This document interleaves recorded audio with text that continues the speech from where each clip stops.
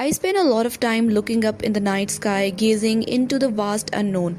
It's like a reminder of our place in this universe, and for as long as I can remember, I was very curious about this one question. Is it silent out there? Now, we know that no one can hear you scream in space because sound cannot travel in space. But did you know it is a noisy universe out there?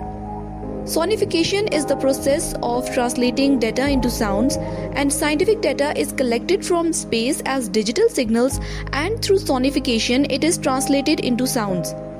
So, it allows us to listen to the astronomical events and astronomical phenomena. So, I will be sharing with you guys some of the most intriguing sounds of space.